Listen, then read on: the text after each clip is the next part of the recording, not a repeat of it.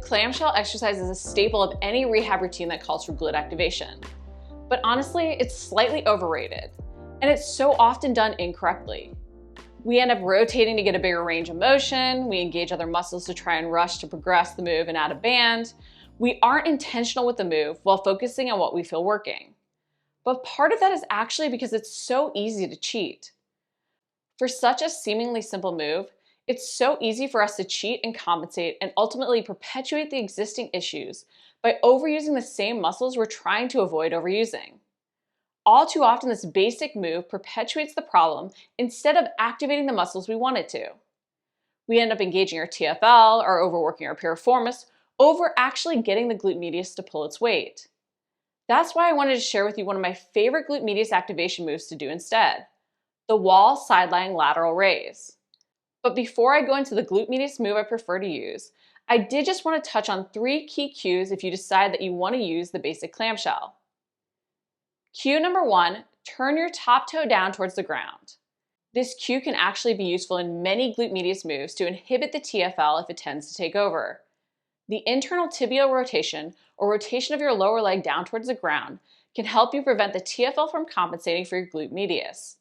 When doing the clam, just turn that top foot towards the ground in front of your bottom foot instead of keeping your feet stacked or letting that top foot open up as you raise your leg.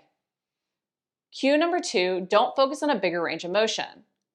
Yes, we always want to strengthen through a full range of motion, but we want to make sure it's actually a range of motion we can control with the muscles we want to target. Too often we end up rotating our entire body or starting to overuse muscles like our piriformis to perform a bigger range of motion. Instead of focusing on making the move bigger, focus on stopping the movement with the glute medius, really feeling it on the side of your butt. It can even be helpful to put a wall or pole behind you and think about squeezing your butt slightly forward even as you open. Cue number 3, change your degree of hip flexion. Struggling to establish that mind-body connection? Try changing how much you flex or extend your hips. While this can not only help us target the anterior-posterior fibers of the glute medius more and make sure we're able to engage the muscle through a variety of postures, it can also help us find a position where we can most easily establish that mind-body connection, especially if we're struggling. Once you're able to really feel the muscle working, you can even move to a more or less hip flex position to use that engagement to help you create the mind-body connection while in a position you may have not felt before. Because each of us does have a different build and mind-body connection, even due to previous injuries, it can be useful to feel free to adjust our exact degree of hip flexion as we learn to master the move and use the correct muscles. Now let's talk about how to do the wall side-lying lateral raise and why I prefer this move over the basic clam. If you're struggling to engage your glute medius, it can be helpful to make sure you're engaging your glute max as well. That's why this move with a slight kick back can really help. And because your TFL is a hip flexor and your piriformis assists with horizontal abduction when your hip is flexed to 90 degrees, it can be key to work on activating your glute medius while your hip is extended.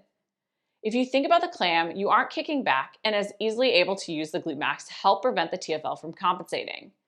You also are in that hip flex position, which lends itself to both your piriformis and TFL engaging, two muscles that often compensate for our glute medius, leading to lower back, hip, and even knee aches and pains.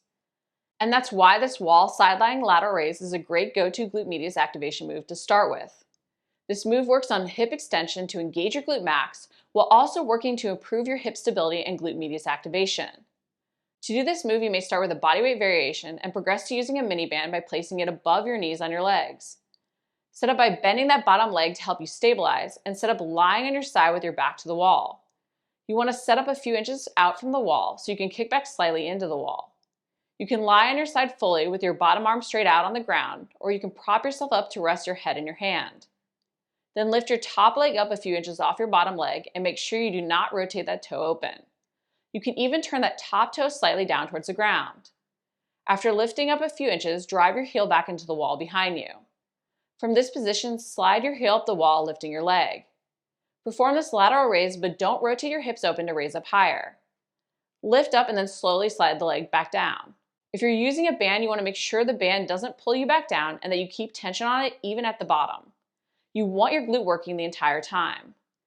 Focus on feeling your glute medius lifting your leg up, and if you have a band, really push out against the band. You'll also feel your glute max working to drive your heel back into the wall, extending your hip. We have to remember that no one move is right for everyone. Even knowing when we don't feel a move working the correct muscles can be key, so that we can prevent ourselves from perpetuating the problem and even select a move that does better help us establish the mind-body connection. Use these cues to help yourself make sure you're adjusting moves to fit your needs and goals, and if you've been struggling to use the clam, try this lateral raise variation instead. If you liked the video, make sure to like it, comment below if you have any questions, and subscribe. We're posting new videos each week.